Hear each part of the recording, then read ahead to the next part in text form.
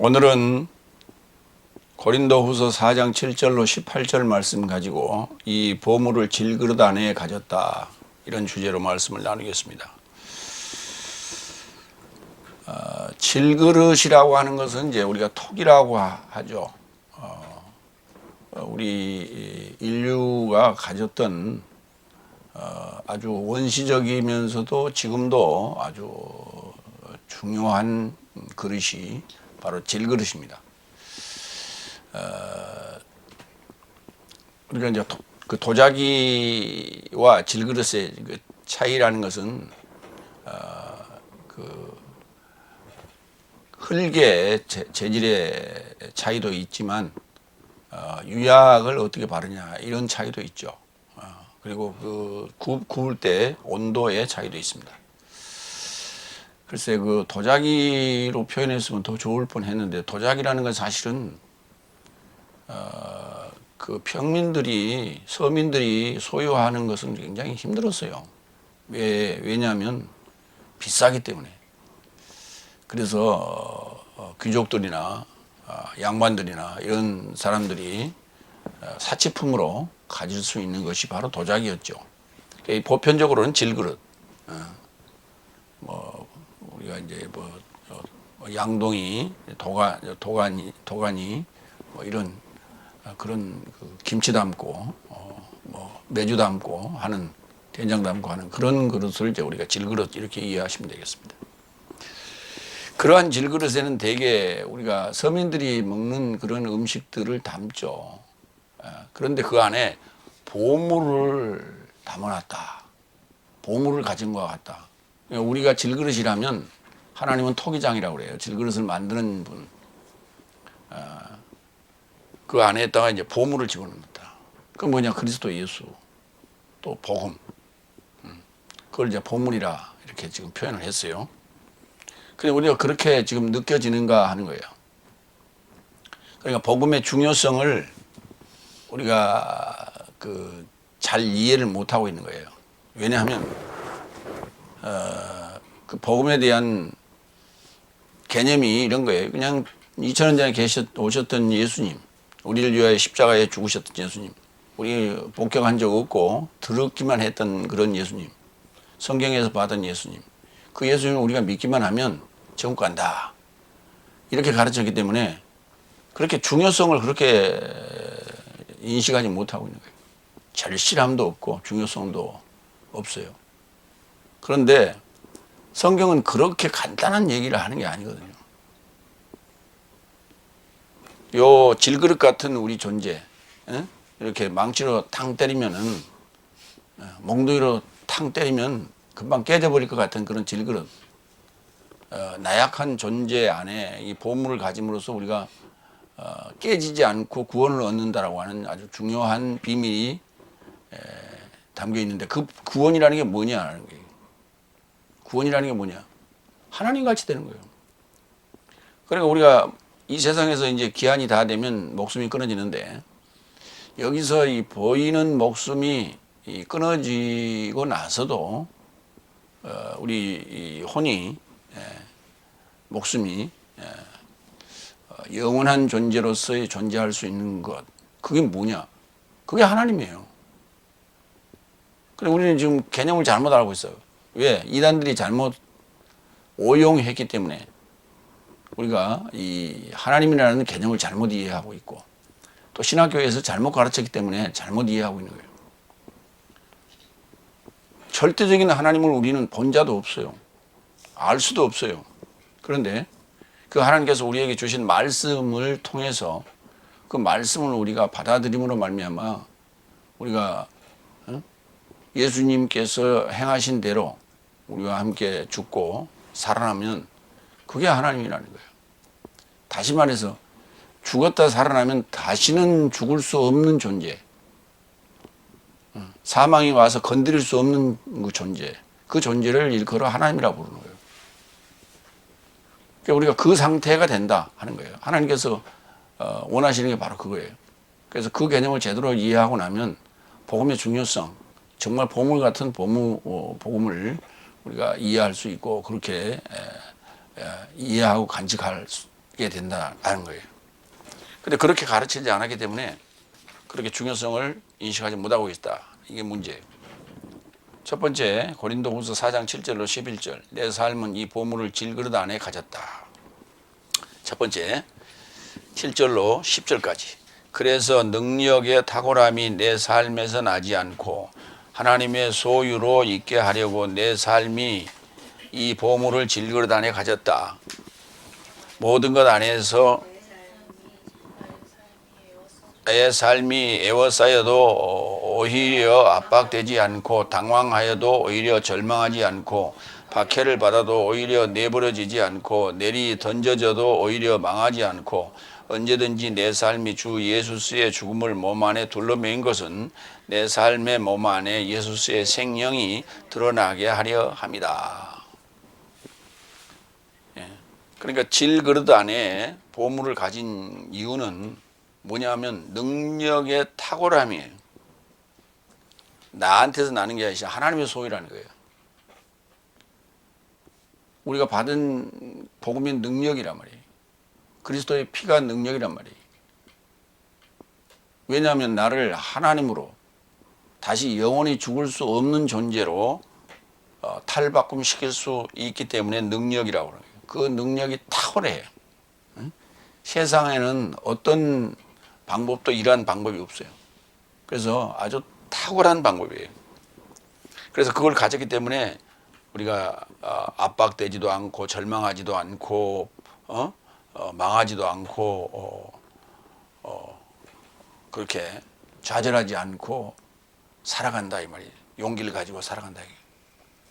그러니까 용기를 가지고 살아가기 위해서 그것을 우리에게 주신 게 아니라 그 결과가 너무 탁월하기 때문에 우리는 그것을 늘 간직하며 새기며 중요하게 여기고 있다 하는 거예요. 자, 그 능력의 탁월함이 하나님의 소유로 있기 때문에 있다고 하는 것을 이제 우리가 보물을 질그릇 안에 가졌다 이렇게 표현했는데 고린도후서 4장 6절을 봅니다. 지금 우리 고린도후서 4장을 지금 보고 있죠. 어두마에서 빛이 비칠 것을 언급하시던 그 하나님께서 예수 그리스도의 얼굴 안에 있는 하나님의 영광의 지식의 광채를 향하여 내 삶의 마음 안에 비쳤기 때문이다. 내 삶의 마음 안에 뭐를 비쳤느냐? 하나님의 영광의 지식의 광채. 하나님은 지식 덩어리예요.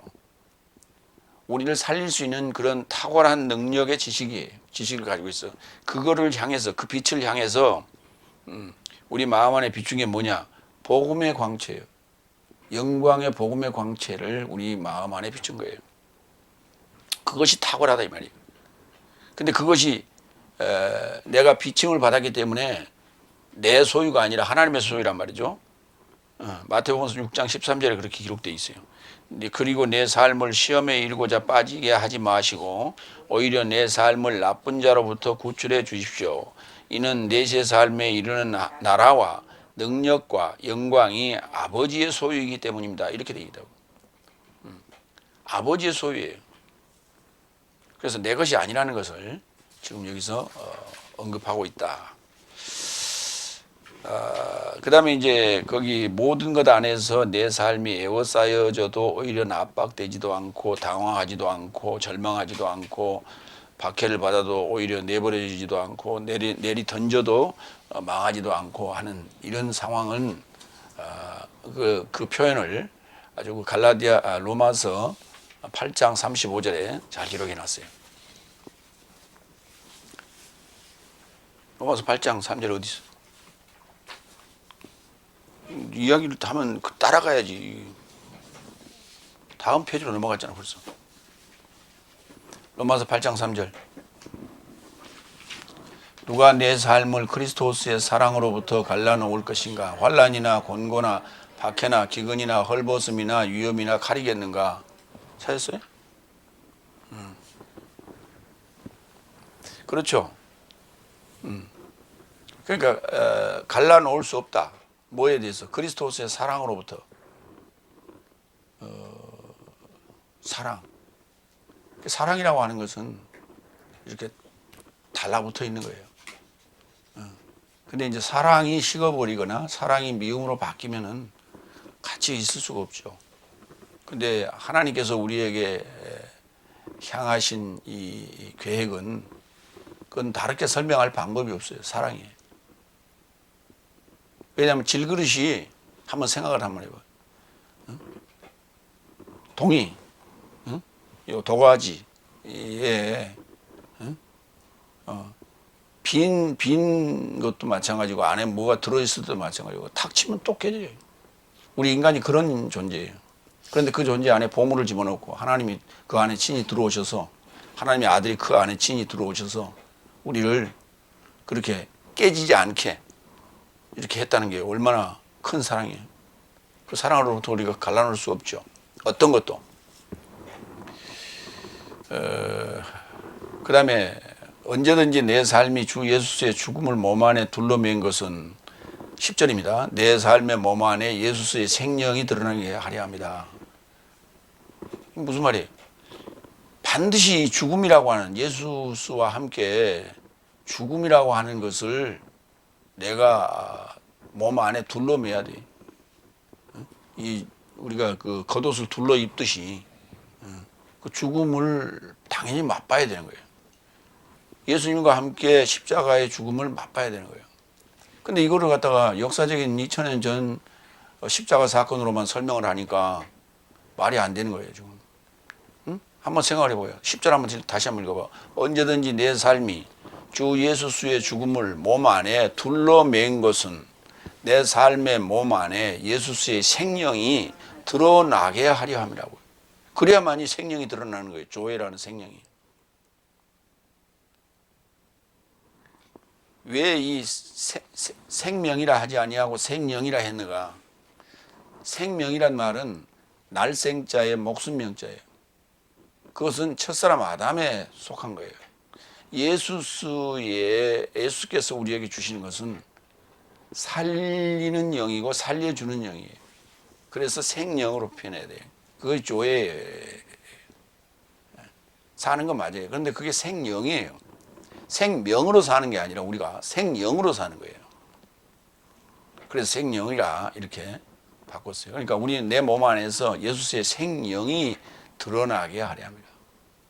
드러나게 하려 합니다. 그러니까 두 가지가 이게 같이 작동을 해야 돼요. 내 복음을 받는 성도 입장에서는 예수의 생명이 드러나게 하는 거예요. 그러면 예수가 탄생을 내 안에서 해야 되는 거고, 그것을 탄생을 하게끔 하는 것이 뭐냐면 복음이에요. 우리가 전하는 복음이 바로 그거예요. 그 복음의 내용이 내 안에 있는 예수께서 탄생해서 나와 함께 공생애를 마치고 십자가에서 함께 죽고 함께 부활하는 거예요. 그게 바로 예수의 생명이 내 안에서 드러나게 하는 거예요. 복음이 이런 내용을 얘기해야 되는데 복음이 그렇게 지금 가르치고 있지 않아요. 그러니까 이 10절의 중요성을 인식하지 못하고 있는 거예요. 로마서 8장 36절에서 39절 한번 읽어볼까요?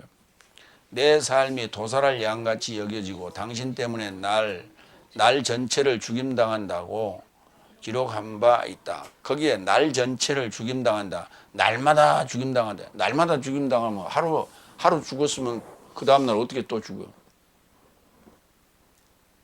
그 뭐 내 자신을 자꾸 내려놓는 것으로 자꾸 착각을 하는데 그런 얘기 아니에요.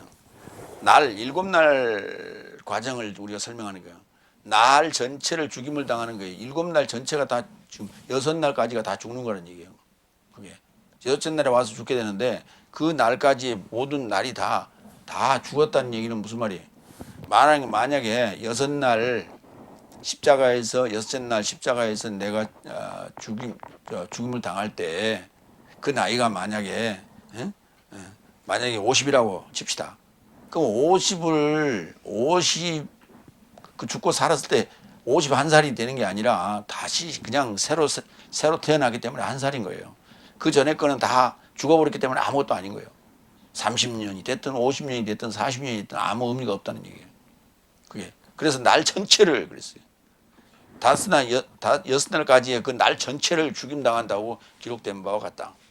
오히려 내 삶은 이 모든 삶 안에서 내 삶을 사랑하는 분으로 인하여 월등하게 이긴다. 38절. 왜냐하면 사망이나 생명이나 사자 삶이나 우두머리 삶이나 임박한 삶이나 기대하는 삶이나 높음이나 기쁨이나 어떤 창조물이라도 내 삶의 주 그리스도스 예수스 안에 있는 하나님의 사랑으로부터 내 삶을 갈라놓음이 불가능하다는 것을 나는 설득받은 것이다. 그거 잽싸게 찾아내야지. 그 내가 몇 절 그러면.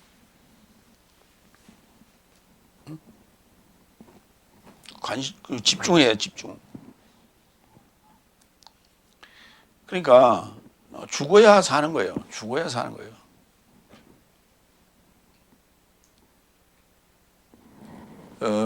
우리가 밀 나다를 그냥 놔두면은 그거 사는 거예요, 죽은 거예요. 응?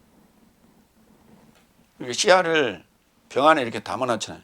보면 어디 보면 씨앗들을 그건 산 거예요, 죽은 거예요. 그건 살았다 할 수도 없고 죽었다 할 수도 없는 거예요. 왜냐하면 그걸 뿌려서 그것이 썩어서 싹이 나야만이 우리가 살았다 이렇게 얘기하는 거예요. 그러니까 요 생명이 되려면 예수의 생명이 드러나게 하려면 반드시 우리가 도살할 양같이 여겨지고 당신 때문에 날 전체를 죽임을 당해야 돼. 그것이 바로 예수님이 함께 나와 죽어주고 살아나는 거예요. 그게 바로 사랑인 거예요. 그래서 결코 예수와 함께 십자가에서 죽고 산 자는 그 사랑을 잊을 수가 없어요. 그래서 끊어질 수가 없다. 이런 얘기예요. 두 번째로 갑니다. 11절로 12절. 왜냐하면 살아있는 내 삶이 예수스를 인하여 항상 사망에 이르고자 넘겨진 것은 예수스의 생명이 또한 내 삶의 죽은 육체 안에 드러나게 하려 함이라. 사망은 실로 내 안에 활동하는 것 같이 생명도 내 삶 안에서 한다. 이게 생즉사, 사즉생, 이거 이순신 장군이 하신 말씀이지. 살고자 하면 죽을 것이고 죽고자 하면 살 것이다. 그거는 이제 죽을 힘을 다해서 싸워라 그러면 살 것이다. 뭐 이런 얘기인데 사즉생 뭐 비슷한 얘기예요. 결국은 죽음을 두려워하지 말라. 왜? 죽음이라고 하는 건 죄값이에요. 반드시 죄를 가지고 있기 때문에 우리가 원죄라는 죄를 가지고 있기 때문에 당연히 죽어야 돼. 십자가에서 그 값을 치러내야 돼. 그런데 값을 치른 것으로 다 한 게 아니라는 거예요. 그 이후의 대가는 엄청난 것을 준다는 거예요. 영생을 주는 거예요. 내세적 생명을 주는 거란 말이에요. 고린도전서 15장 30절로 31절도 좀 볼까요? 내 삶은 매 시간 어떤 위험에 처하는가? 내 삶의 주 그리스도스 예수스 안에서 가지고 있는 내 자랑을 걸고 나는 나를 따라 죽는다 그랬어요. 오늘 본문에서는 날로 죽는다 이렇게 돼 있고, 아까 날 전체를 이런 말 썼죠. 로마서 8장에서는 날 전체를 죽임을 당한다. 그 다음에 여기서는 나를 따라, 나를 쫓아 죽는다. 그 나를 쫓아 죽는다는 얘기는 여섯 날을 따라가는 거죠. 그래서 일곱째 날을 따라가는 거예요. 한 날서부터 나를 따라가는 거예요. 나를 따라가는 거예요. 한 날, 두 날, 세 날, 네 날, 다섯, 여섯, 일곱째 나를 따라가는 거예요. 그리고 나를 따라가기 위해서는 여섯 날에 죽어야 그 다음 일곱째 날에 넘어갈 수 있는 거예요. 그것을 나를 쫓아 죽었다. 나를 따라 죽었다. 근데 그걸 갖다가 날마다라고 번역해 버렸어요. 카타라는 전치사를 썼어요. 그건 뭐뭐를 쫓아서, 뭐뭐를 따라서 해요. 그게 어떻게 날마다예요. 날마다라는 것은 매번 그 말이에요. 매번 뭐 이런 말인데 그렇게 번역할 수가 없는 거예요. 그래서 우리가 이제 그거를 나를 따라 죽었다. 그럼 무슨 말이냐면 복음 전하는 자가 늘 다섯째 날한테 복음을 전할 거 아니에요. 그러면 여섯째 날에 십자가에 그 죽임을 당할 때가 되면 함께 죽는 거예요, 사실. 복음을 전하는 자와 복음을 받는 자가 같이 죽는 거예요. 그 경험을 복음을 전하는 자는 늘 하는 거예요. 그러니까 각자는 한 번의 십자가 죽음이 있지만 복음을 전하는 자는 그 일이 수없이 있는 거예요. 그래서 이번 기수 지나가면 또 다음 기수가 오고 또 새로운 성도들이 오면 또 가르쳐서 십자가에 죽고 부활하게 만들고 그때 함께 한다 이런 얘기예요. 근데 그것을 자랑거리라는 얘기예요. 근데 그게 그 함께 죽을 때는 내 안에는 사망의 역사고 네 안에는 생명의 역사한다 이런 표현을 썼어요. 이게 바로 복음을 우리가 전하는 자의 자세다 이런 얘기. 그러니까 복음을 받는 자 입장에서는 감사하고 고맙게 얘기한다 하는 얘기예요. 근데 이제 두 번째로 갑니다. 고린도후서 4장 13절로 15절. 사망은 내 삶 안에 활동하고 생명도 네 삶 안에서 활동한다. 이제 그 얘기를 지금 계속 하는 거예요. 사망은 내 삶 안에서 활동하고. 그러니까 성도 여러분의 그 사망을 내가 짊어지는 거란 말이죠. 그러니까 이 말은 무슨 말이냐면 예수님께서 오셔서 나랑 함께 죽자. 그러면 내가 너에게 생명을 주겠노라. 이거거든요. 마찬가지예요. 그 일을 복음을 받은 사도나 목회자가 그 일을 대행하는 거예요. 나와 함께 죽자. 그러면 여러분에게 생명을 돌려드리겠습니다. 이 얘기예요. 그래야 이 복음을 받는 자들이 목사님이 나와 함께 죽겠다고 그러는구나. 그래서 함께 죽을 수가 있는 것이 십자가에서. 나는 이미 살았으니까 네 혼자 죽어. 이렇게 되면 글쎄 누가 그걸 순응할 자가 순종할 자가 몇 명이나 되겠어요. 근데 지금의 복음은 그게 아니거든. 나는 살았다. 이것도 아니요. 나는 구원 얻었다예요. 그럼 언제 그게 확증되느냐? 죽어서 부활해가지고 확증된다. 그게 무슨 놈의 확증이요? 이미 내가 죽어서 부활해서 생명으로서 지금 활동하고 있어야 그게 확증된 것이지. 그걸 보고 따라가는 것이지. 뭔가 앞뒤가 안 맞는 지금 논리를 펴고 있다. 세 번째로 갑니다. 13절. 세 번째 13절. 세 번째 그러면 손가락이 딱 가야 돼. 너도 세 번째. 그렇지. 그래서 내 삶은 믿음의 동일한 영을 가졌으니 기록된 것을 따라서 내가 전하기 때문에 믿었고 내 삶도 전하기 때문에 믿었다. 자, 이게 중요한 얘기를 하고 있는 거예요. 우리가 믿는다라고 하는 것은 들으면서 난다. 이렇게 성경은 기록하고 있어요. 로마서 10장 14절로 17절. 한번 읽어볼까요? 그런즉 저 삶이 주에 이르고자 믿지 않았는데 어떻게 직접 초청하겠는가? 저 삶이 그에게서 듣지 않았는데 어찌 믿겠는가? 선포하는 이도 없이 어찌 듣겠는가? 저 삶도 만일 파견받지 않았다면 어찌 선포하겠는가? 마치 평화를 좋게 전하는 삶과 선한 삶을 좋게 전하는 삶의 발이 아름다운 삶과 같다고 기록된 것이다.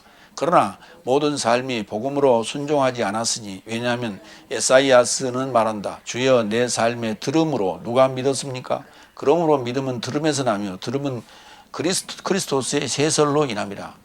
자, 여기서 믿음은 들음에서 난다고 그랬죠.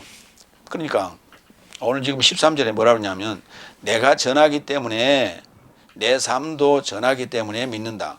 내가 전하기 때문에 믿고 내 삶이 전하기 때문에 믿는다 그랬어요. 그렇게 내가 믿음이 확신이 드는 것은 확증이 되는 것은 전하는 거예요. 전하는 거예요. 전함으로 말미암아 믿게 되는 거예요. 왜냐하면 믿음은 들음에서 난다고 그랬어. 그러니까 누군가에게 우리가 복음을 전해줘야 그걸 듣고 그걸 빛이라고 그래. 그 빛을 받고 그가 그 질그릇 안에 빛을 쪼이면서 그래서 그가 이제 하나님의 영광의 복음의 광채를 쫓아가게 되는 거예요. 따라가게 되는 거예요. 그게. 그러니까 빛을 따라간다는 얘기는 무슨 말이냐면 이런 거예요. 씨앗을 뿌려놓고 구름 날마다 구름이 끼어 있으면 어떻게 돼요? 싹이 나겠어요? 싹이 났다가도 죽어버리겠죠. 그런데 물을 주고 햇빛을 쬐어줘야 그 햇빛을 이렇게 쫓아서 식물이 자라는 거예요. 그걸 우리가 지양성이라고 그래요. 태양을 쫓아서 식물이 올라가는 거예요. 그 같은 개념이란 말이에요. 그러니까 믿지 않으면 전할 수가 없어요. 믿는 자만이 전할 수 있고 받은 자는 또한 그것을 믿고 또 전하게 돼 있어요. 이렇게. 그래서 그 받는 자 안에서는 사망의 역사하고 죽어야 되고, 그 다음에 죽었다 살아나야만이 그가 이제 전할 수 있는 것이에요. 그게 그러니까 완전한 믿음이라는 거예요. 그걸 믿음이라는 건 그냥 사형리 해가지고 그냥 우리가 영접한다 그래요. 믿습니까? 그래고 아멘 해갖고 그냥 그걸 우리가 믿음이라고 그러는데 그건 믿음이 아니에요. 그냥 그건 믿음의 시작. 시작. 내 안에서 확증이 돼야 돼. 네 번째로 갑니다. 주 예수를 일으키신 이가 내 삶도 예수로 인하여 일으킬 것과 네 삶과 함께 제공할 것을 내 삶에 알아본 것이다. 여기 제공한다는 말이 무슨 말이냐? 네 삶과 함께 제공한다. 네 삶은 지금 성도들을 얘기하는 것이죠. 제공은 하나님께 제공하는 거예요. 하나님께 드리는 거예요. 이게 하나님께 드리는 거예요. 어떻게? 로마서 12장 1절처럼 그런즉 형제 삶아 하나님의 연민 삶으로 인하여 네 삶의 몸 삶을 매우 만족하시는 거룩한 사한 제사로 하나님께 제공하도록 네 삶을 가까이 초청한다. 네 삶의 합리적인 섬김이다. 이걸 이제 예배라고 이렇게 번역했는데 네 삶의 합리적인 합법적이고 합리적인 섬김이에요. 그게. 그 섬긴다는 게 뭐냐면 나를 전체로 하나님께 드리는 거예요. 언제? 거룩한 산 제사로 드리는 거지. 죽은 제사를 하나님은 받질 않아요. 산 제사를 받으신다고. 그러면 하나님이 우리를 언제 받으셔요? 언제 만나주냐고. 언제 우리가 제공되며 언제 하나님은 받으시며 언제 우리가 하나님을 만나게 되는 거예요. 언제?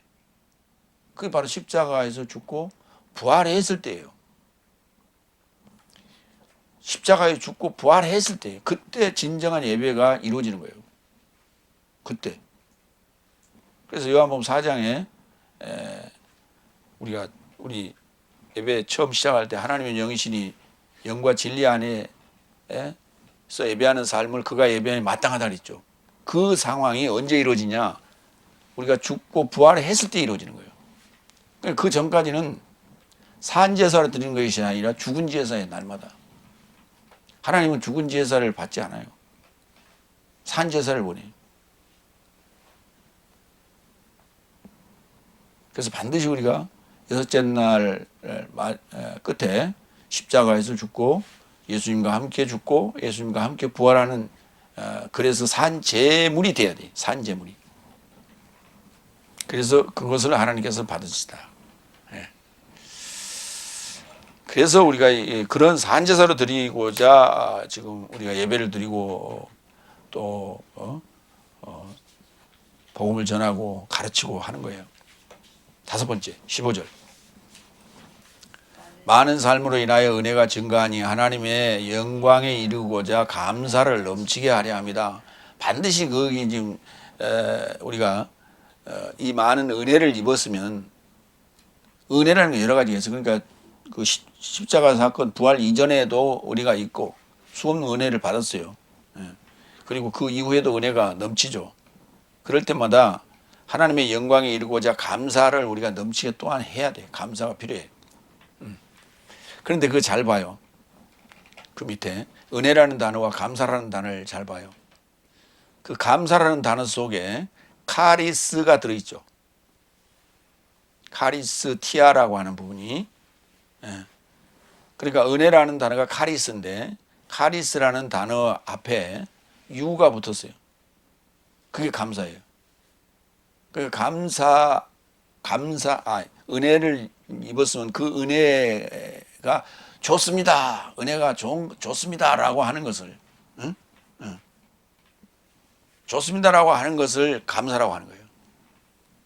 그래서 은혜는 카리스라 하고 감사는 유카리스티아라고 하는 거예요. 전혀 좀 얘기가 안 되는 것 같죠. 그러니까 은혜에 대하여 우리가 감업한 거예요. 은혜에 대하여 감업한 걸 우리 감사라고 그래. 왜 우리가 사극 보면은 그런 얘기를 하죠. 응? 성은이, 응? 성은이 뭐라 그래? 신하들이 임금한테 왕한테 뭐라 그래? 성은이 망극하옵니다. 성은에 대하여 내가 어떻게 갚아야 될지 모르겠습니다. 이 말이야. 성은이 뭐예요? 은혜지. 응? 내가 우리가 받은 거에 대해서 내가 어떻게 그것을 보답해야 될지 모르겠습니다. 그런 얘기예요. 그게 감사예요. 성은에 대해서 정말 감사합니다. 이렇게 이 얘기거든. 그러니까 은혜를 받았으면 그거를 우리가 좋습니다라고 대갚아 주는 것을 우리가 감사라고 지금 하는 거예요. 계시록 7장 11절로 12절도 볼까요? 그리고 모든 사자 삶이 보좌와 장로 삶과 네 생물 삶의 둘레에 서 있었는데 저 삶의 얼굴 삶을 접하여 보좌 앞에 엎드려 하나님에게 예배하여 말하되 아멘. 현세 삶에 속한 내세 삶에 이르는 내 삶의 하나님에게 찬양과 영광과 지혜와 감사와 존귀와 능력과 힘이다. 아멘. 그랬어요. 그러니까 현실 삶에서 내세 삶으로 가는 거예요. 응? 이게 뭐냐? 십자가에서 우리 죄를 죽고 그리고 살아나는 거예요. 그걸 우리가 내세 삶이라고 그러는데 현세 삶은 죄악된 삶이요. 내세 삶은 영적인 삶이죠. 그런 삶으로 이렇게 가는 하나님에게 뭐라고 할까? 찬양, 영광, 지혜, 감사, 존귀, 능력, 힘. 말로만이 아니에요. 말로만 하면 안 돼. 뭘로 해? 감사로 하나니까. 감사가 넘쳐야 돼. 그러니까 이제 우리가 이제 그거를 그러니까 감사함으로 해야 돼. 뭐를? 봉사도, 전도도, 헌금도. 감사함으로. 근데 억지로 하잖아요. 내야 되니까 억지로. 그래서 우리가 봉사와 전도와 헌금에 대해서 감사함으로 하라고 지금 쓰고 있는 거예요. 큰 세 번째 대지로 갑니다. 고린도후서 4장 16절로 18절. 내 삶의 겉사람도 낡아지거든 속사람은 날로 새로워진다. 여기 또 날로라는데 또 단어가 나왔어요. 아까는 나를 좇아서 날 전체를 나를 따라서 이렇게 썼어요. 근데 이제는 나를 두 번 썼어요. 날로 역격으로 썼어요. 그래서 번역을 그렇게 날로 새로워진다. 날로 새로워진다. 첫 번째 날은 여섯째 날이고 두 번째 날은 일곱째 날이에요. 그러니까 여섯째 날에도 우리가 죽는 것도 새로워지는 거고 그 다음에 부활하는 것도 새로워지는 거예요. 그러니까 새로워지기 위한 죽음, 그 다음에 부활은 새로워진 거고 그래서 또 복음을 전함으로 말미암아 날로 내가 뭐예요? 또 세상 날로도 우리 새로워지는 거예요. 날로 점점 그런 얘기가 될 수도 있죠. 이럴 때 우리가 날마다 또는 날로 이런 표현을 쓸 수 있는 거예요. 아까는 그래서 성경은 지금 여러 가지 표현들이 나오는데 날 안에서 나를 좇아서 날 전체를 그 다음에 날로 이런 표현을 써요. 근데 그게 우리가 생각하는 날마다 이런 개념이라면 날마다면 날로 아니에요. 날로 이걸 날마다 이렇게 표현할 수 있어요. 그런데 성경은 그렇게 날 안에서 나를 좇아서 날 전체를 이런 표현을 써요. 그 날에 대해서 우리가 생각을 해봐야 되는데 전혀 날은 그냥 날마다 그냥 365일 날마다 이걸로 그냥 자꾸 갖다 연결해 버리고 말고 성경에 나오는 7날에 대해서는 전혀 생각 안 하는 거예요. 6번째로 갑니다. 16절. 이러므로 내 삶이 절망하지 않고 오히려 내 삶의 겉사람도 낡아지거든 속사람은 날로 날로 새로워진다. 그랬어요. 자, 언제가 겉사람이고 언제가 속사람이냐는 거예요. 다섯째 날까지는 사실 겉사람이에요. 우리가 이제 이거를 일반적으로 생각하면 우리가 샤워하거나 목욕할 때 우리 이 세포가 자꾸 떨어져 나가죠. 낡은 세포는 떨어져 나가죠. 낡은 세포는 떨어져 나가고 그럼 속의 세포는 날로 날로 새로워집니까? 아니에요. 젊었을 때는 어렸을 때 성장할 때는 때를 밀면 안에 세포가 자꾸 이렇게 날로 날로 새로워지는 것 같지만 20세가 넘어가기 시작하면 20대 후반으로 넘어가기 시작하면 그 세포가 그 활성화가 그렇게 안 돼요. 왜? 죽어가는 겉대 세포만큼 속 세포가 그렇게 활성화가 잘 안 돼. 그러니까 20세 중반이 넘어가면 그때부터 세포는 점점 죽어가는 거예요, 전체적으로.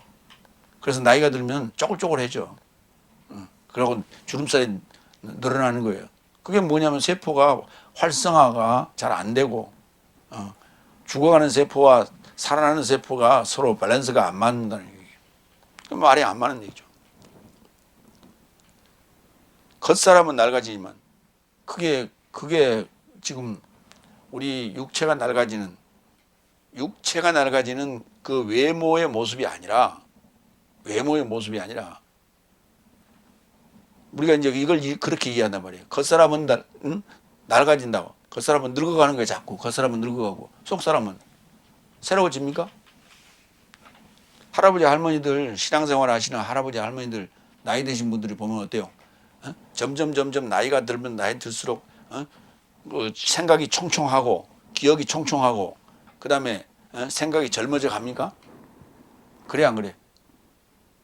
대답해봐.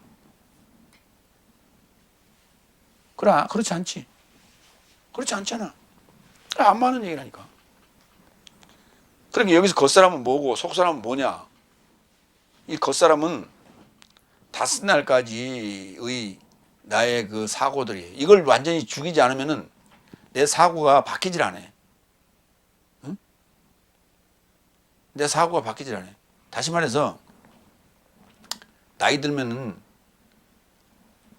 본 버릇이 개 못 준다 하는 얘기가 있어요. 그 버릇이 나와요. 나이 들면. 그것은 뭐냐면 예수 믿어도 바뀐 게 아니에요. 사고가 완전히 뜯어 고쳐져야 돼요. 완전히 뜯어 고쳐져야 돼요. 뭘로? 하나님의 복음으로, 하나님의 사상으로 고치지 않으면은 세상적으로는 아무리 회개를 하고 뭐 잘못을 뉘우치고 백날 해도 안 되는 거예요. 그건. 나이 들면 고리타분해져. 그게 사고 자체가. 왜?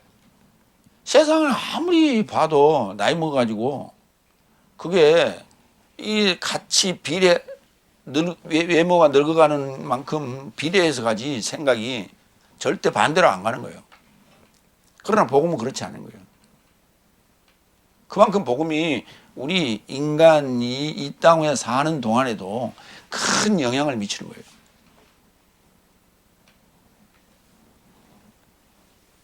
그러니까 여러분들 그래서 확인을 해보셔야 돼요. 이런 얘기는. 왜? 나이 드신 원로 목사님들 설교하는 걸 보라고. 그거 들어보면 알아. 어떻게 설교를 하는가. 새로운 게 하나도 없어. 맨날 쓰던 말, 레파토리. 그렇게 쓰다 보니까 이제 할 게 없으니까 잔소리만 그때가 하는 거예요. 잔소리밖에 없어. 골로새서 3장 4절로 11절을 봐요. 낡은 것은 겉사람이고 새로운 것은 속사람인데 내 삶의 생명이신 그리스도께서 드러내시는 그때에 네 삶도 그와 함께 영광 안에 드러나게 될 것이다. 그러므로 땅에 관련된 부분적인 삶을 죽이라. 음란과 부정과 고난과 악한 욕망과 탐욕이니 어느 것이든 우상숭배다. 이게 다 이런 게 세상적인 것이 뭐라고요? 우상숭배. 이런 삶을 인하여 불순종의 아들 삶에 하나님의 진노가 임한다. 네 삶도 전에 그 삶 안에 살고 있을 때에는 그 삶 안에서 행하였으나 이제는 네 삶도 이 모든 삶을 버려라. 곧 진노와 악의와 악담과 네 삶 입에서 나오는 상스러운 말이다. 네 삶이 서로에게 거짓말하지 말라. 옛사람을 그의 행실과 함께 벗어버리고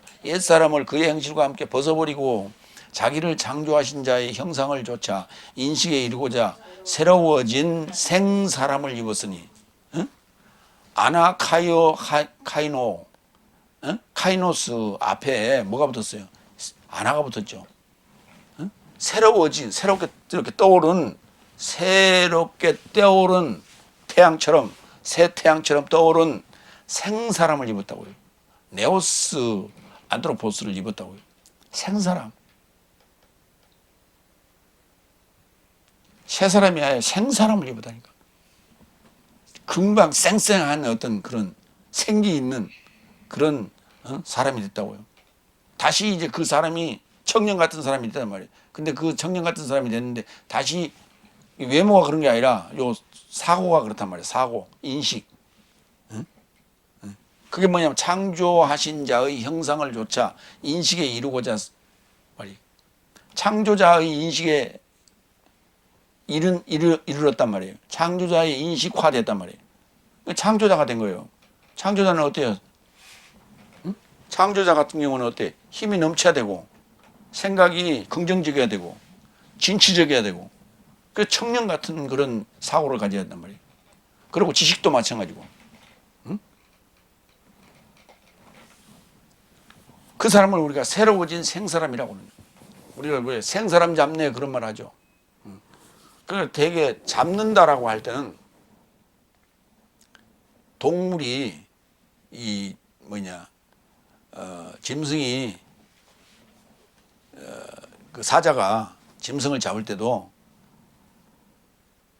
조금 이렇게 다리를 절거나 그래서 잘 못 달리거나 아니면 어린 것이나 이런 것들을 잡는단 말이에요. 그래서 혈기왕성한 거는 그 사자도 될 수 있으면 안 쫓아요. 그 중에서 좀 처진 애들을 잡기 쉽지, 사냥하기가 쉽지. 그래서 창조적인 사고를 가진 사람은 우리가 새로워진 생사람이다 이런 표현을 쓰는 거예요. 그래서 멀쩡한 죄도 없고 그런 사람을 우리가 생사람 잡지 마라. 나한테는 혐의가 없다 이런 표현을 할 때 생사람 잡지 말라 이런 말을 쓰죠 우리가. 11절 거기에는 헬라인과 유대인이나 헬레당이나 모알당이나 야만인이나 수구디아인이나 종이나 자유인이 없으며 오히려 모든 삶이요 모든 삶 안에는 그리스도스가 계신다. 읽으려 할 때 안 읽으면 내가 설명이 많아져 길어지는 거예요 자꾸만. 무슨 말인지 이해가 돼? 그러니까 이 새로워진 생사람 안에는 뭐가 있다고? 누가 있다고? 그리스도스가 계신다고. 그리스도가 계신단 말이에요. 이 생이란 단어를 좀 볼까요? 디모데전서 5장 11절로 12절. 그러나 생과부 삶은 거절하라. 왜냐하면 그리스도스에게서 방탕에 빠지면 혼인을 원하기 때문이요. 저 삶이 첫 믿음을 무시했으므로 판결을 갖는다. 왜? 생과부니까. 생과부니까 어때? 혼자 살 수 없어서 크리스토스에게서 다른 삶을 원한다 이 말이에요. 그러니까 우리 인간이 젊었을 때는 너는 어리지만은 젊었을 때는 복음을 전하면 예 아멘 하는 게 아니라 뭐라 그래? 그런다고. 왜? 자기가 힘이 넘치니까 자기 스스로 살 수 있으니까. 그래서 지식적으로는 이해가 되지만 그냥 그게 그렇게 되겠어 하고 그런다고. 그러니까 실제로 우리 복음이 제대로 받아들여지기 시작한 것은 언제부터냐? 40살 넘어야 돼요. 40살 넘어서 이제 흰머리가 희끼디끼 나기 시작하고 자고 일어나면 어디가 쑤시고 이래야 복음을 받아들여요. 그래서 생과부와 같은 요 쌩쌩한 친구들은 복음을 잘 안 받아들입니다. 그래서 구조적으로 그렇게 만들어놨어 하나님께서. 그래서 40을 부록이라 하고 50을 지천명이라고 그러는 거예요. 그게 한 50쯤 돼야 그때야 이치가 그렇구나 하고 깨닫고 고개를 끄덕끄덕하고 순종을 하지. 젊은 친구들은 그렇지 않아요.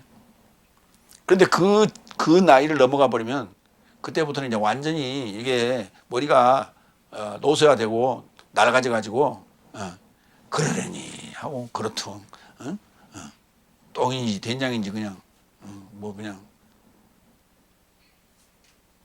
물에 물 탄 듯 술에 술 탄 듯 그냥 그렇게 사는 거예요. 난로는 날마다로 보는데 난로는 6날 또 난로는 7째 날을 얘기하는 것이다. 그러니까 날과 날을 넘어가는 거예요. 5째 날에서 6째 날로 6째 날에서 7째 날로 넘어가는 거예요.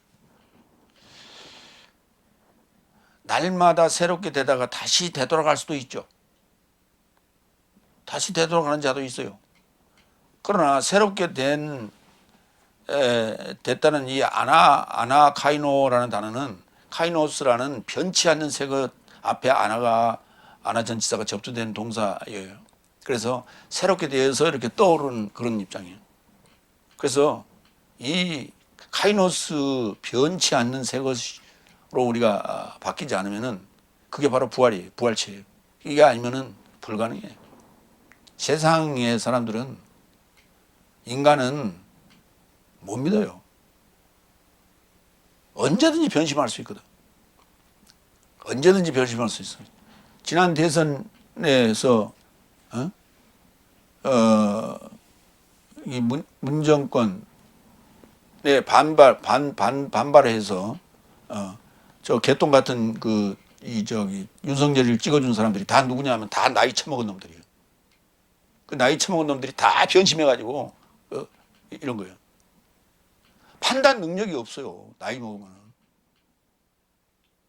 그래갖고 저 개차바리를 뽑아놨어. 두 부부가 지금 지금 난리를 치고 다니.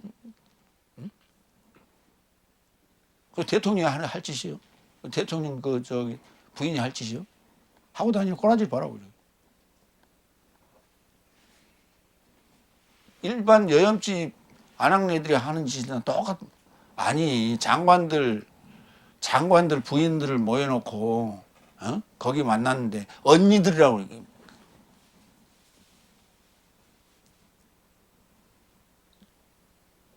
그 어디고 조폭들이나 하는 짓이고 그런 부인들이나 하는 그런 언어 행동 거지. 그게 어떻게 그 대통령 부인이 돼가지고 장관들 부인한테 만나가지고 언니들이라고. 천박하기 이럴 데가 없어요.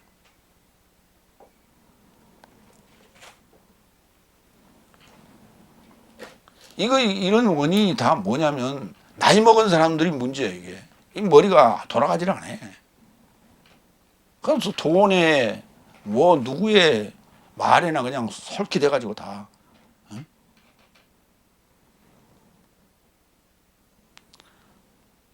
그 사람들은 나라가 망하든 뭐든 아무 상관이 없는 사람들이에요. 조금 있으면 다 관 속에 들어갈 사람들이니까.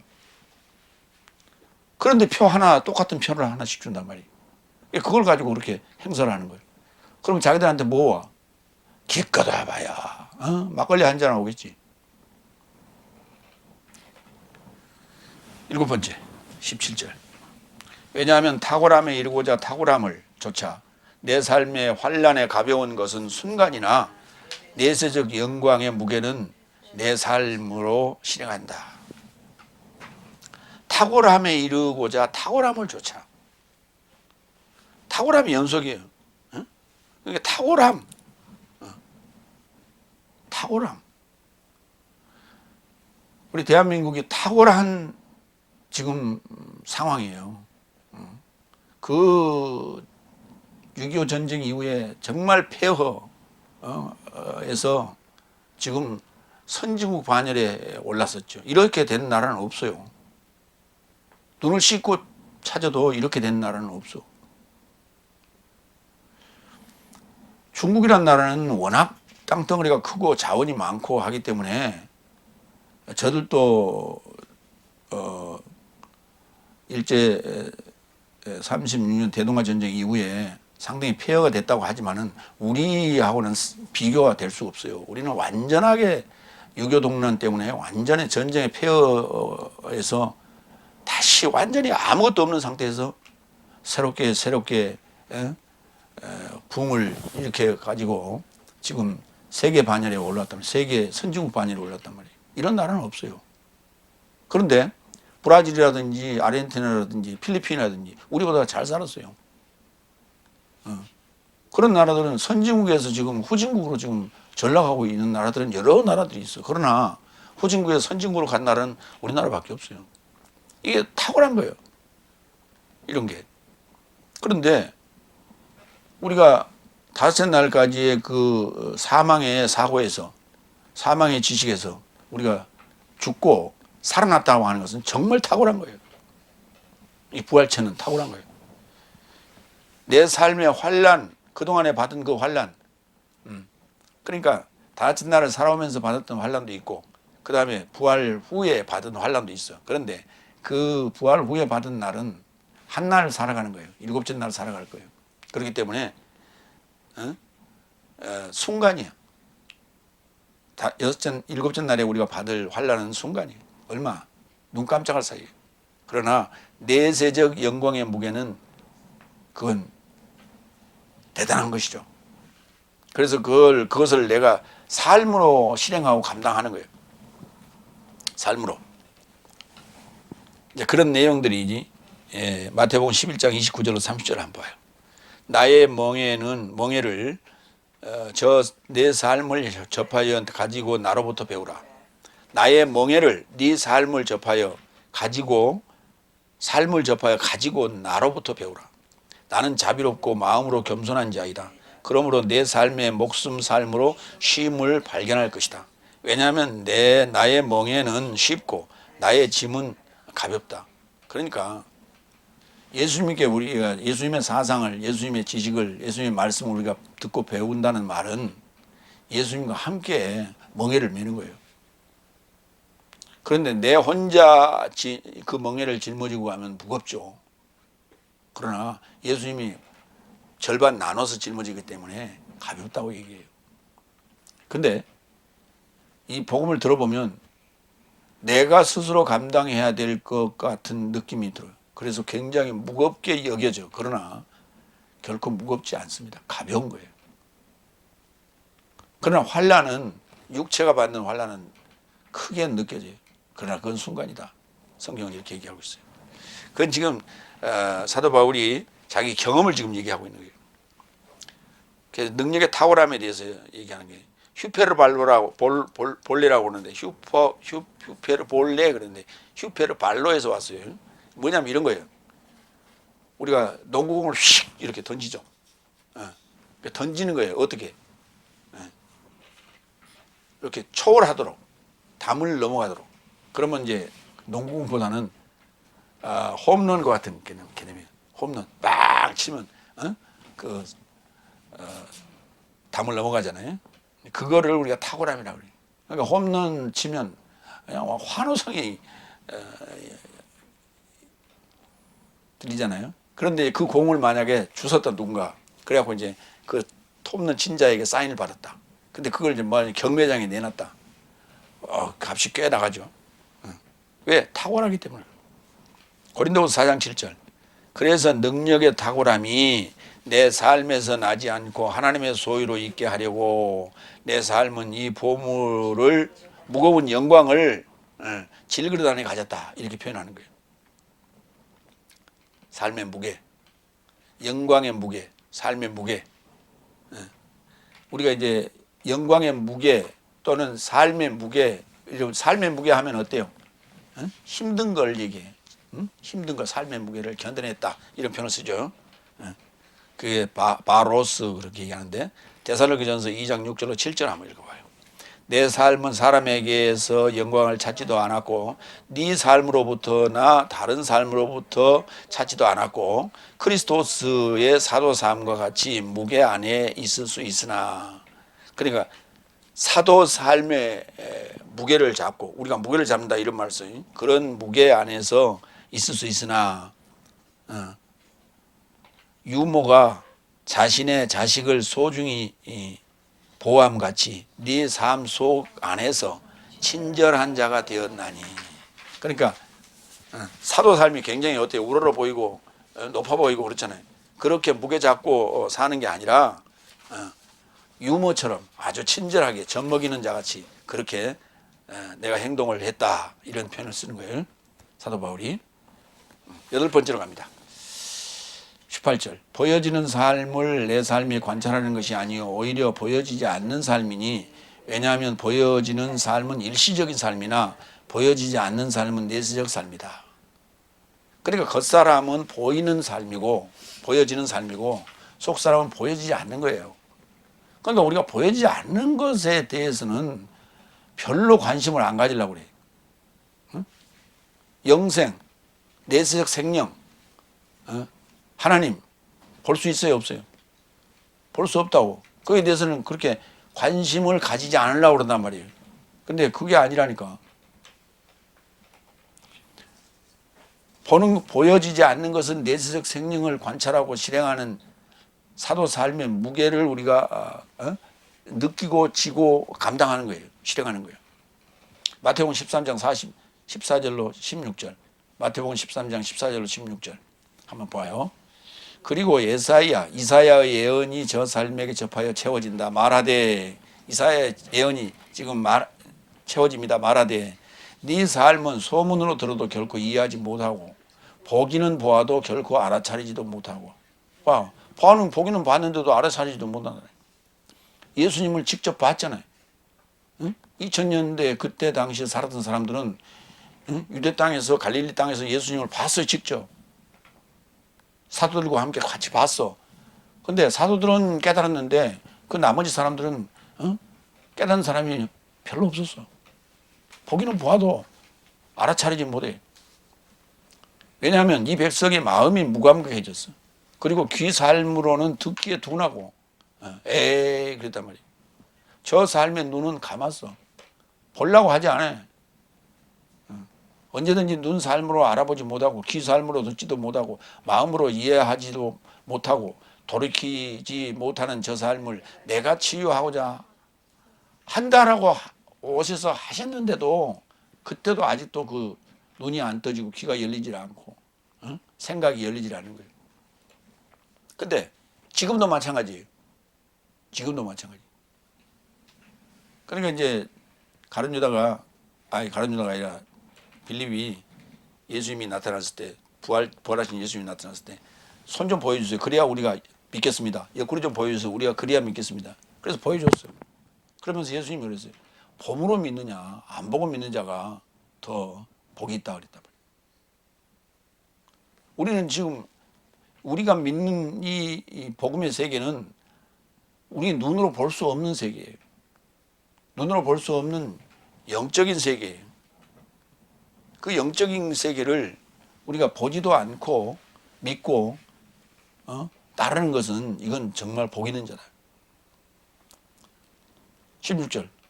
그러나 네 삶의 눈 삶은 보고 있기 때문에, 그리고 네 삶의 귀 삶은 듣고 있기 때문에 행복하다. 누구냐 하면 이건 사도들이에요. 그나마 그 사도들은 그래서 보고 믿었다니까. 근데 우리는 어때? 보지도 않고 믿잖아요. 그러니까 우리가 훨씬 더 위대한 거예요. 그래서 겉사람은 보이는 거 그거는 낡아지지만은 속사람은 날로 새로워지거든요.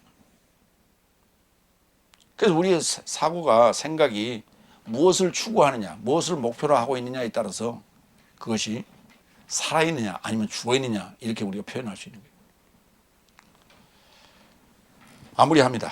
겉사람은 보여지는 것이고 낡아지는 것이나 보여지지 않는 것은 새로워진 속사람이 영광의 지식의 광채를 사도 삶으로 실행함으로 복음 전하는 사도 삶으로 실행함으로 낡아지지 않는 내세적 생명을 완성해 가는 것이다. 그러니까 잘 이해하고 믿어야 돼. 그리고 전해야 돼. 이게 중요하다. 기도하겠습니다.